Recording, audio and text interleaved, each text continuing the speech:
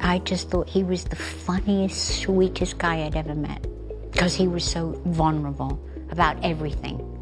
The Prince of Darkness sadly died on July 22nd, 2025, surrounded by his family at his home in the UK, and the world paused for a moment in disbelief. Yes, his health hadn't been the best, but still, no one saw his death coming, especially after his last performance. But few could have predicted how quickly Sharon Osbourne would pivot from a mourning widow to making headlines.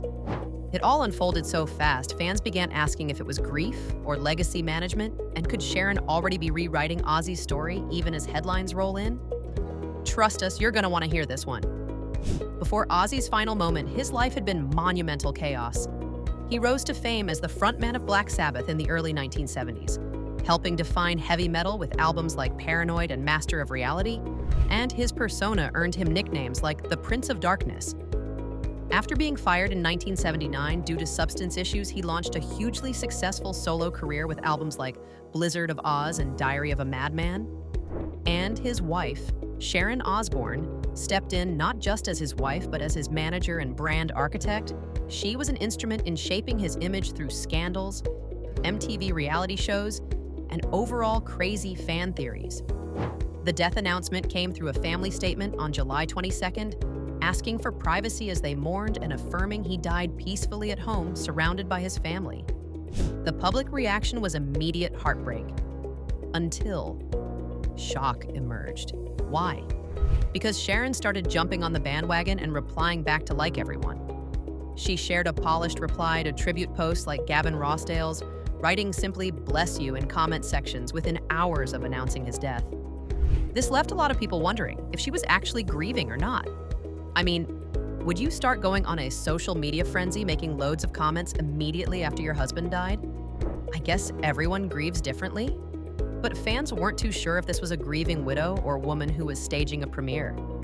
Within 24 hours, she was granting public comments and interviews that felt less raw grief and more posed. Compared to other celebrity widows who took months before appearing publicly, Sharon's reemergence felt rehearsed and ready to go. Not to mention that, well, most widows, even if their husbands weren't rock stars or in the public eye, still wouldn't appear on camera picture perfect. Meanwhile, music history was being rewritten in social commentary, as fans and celebrities sent tributes including Tony Iommi, Elton John, Liam and Noel Gallagher, who paid homage at the first Oasis show since Ozzy's death at Wembley on July 25th. That moment turned into a visual and sonic tribute across stages worldwide, and prompted Sharon to respond publicly while thanking fans and peers in comments on social platforms. That level of orchestration laid the groundwork for what looked like not just a tribute, but a blueprint for the next chapter. Simultaneously, whispers began circulating about upcoming projects already in motion before Ozzy's death hit. Reports confirmed a posthumous autobiography titled Last Rites, set for October 2025 release, complete with a foreword by Sharon expected to be deeply personal, covering his final confessions and legacy reflections. Unlike previous memoirs or tributes, this book allegedly includes candid admissions about his affair with Michelle Pugh and the impact it had on Sharon emotionally and legally during their marriage, pretty much blurring grief with brand timing. And industry rumblings hint at a documentary series, as well as the release of unreleased music and concert films tied to the farewell show titled Back to the Beginning, filmed at Villa Park in Birmingham on July 5th, raising nearly $200 million for charity and health research. That concert was widely seen as a triumphant last show that revitalized Ozzy's spirit and served as the emotional crescendo of his career. But with the announcement of so many legacy projects came tons of criticism online. Fans had mixed takes. Some thought that this is what Ozzy would have wanted, to have his legacy life on and give back to his fans, but others don't have as many nice things to say. A lot of people question Sharon and her true intentions. It seems like too much too soon. Why is she pushing all of this content out so hard and so fast? Sharon's pattern over decades is perfectly designed for this moment. She has orchestrated Ozzy's entire comeback several times, from addiction crashes to reality TV fame to business revivals. She famously made the decision to re-record bass and drum parts on Blizzard of Oz and Diary of a Madman back in 2002 to replace original contributors over legal disputes. Moves that Ozzy later clarified in his autobiography were actually Sharon's initiative. That track record makes you wonder what's really going on. Meanwhile, the Osbourne family dynamics add another layer of complexity. Kelly Osbourne posted her tribute sharing personal grief and memories connected to Ozzy's final performance and her engagement backstage at that show.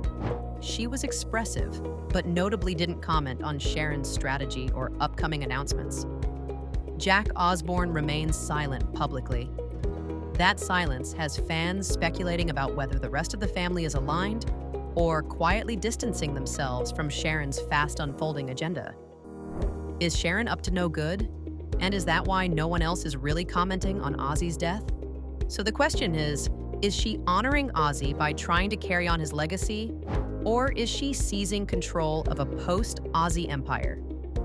Every launch of a film trailer or announcement of a book or interview is shaping how future generations will remember Ozzy Osbourne. A heavily edited version of Sharon wants to get out there, might be biased and not really represent the rock star in his true colors. That line is blurry, and online commentary is treating every interview and project tease as evidence of her next move, not just her grief. Sharon is not stepping back, and nor would she. She has always been the narrative architect of Ozzy Osbourne's image and career. But now Ozzy is gone, and she is front and center, the primary voice shaping the legend in his absence. Is this what Ozzy would have wanted? Or is this Sharon's vision of him and herself unfolding? So I'll end with this, because here is where you, the audience, step in. Ozzy built the legend, but Sharon holds the power now. Is she protecting his memory in the only way she knows how? Or is she editing grief into a legacy brand? Is she honoring his legacy or creating her next chapter? Drop your thoughts in the comments.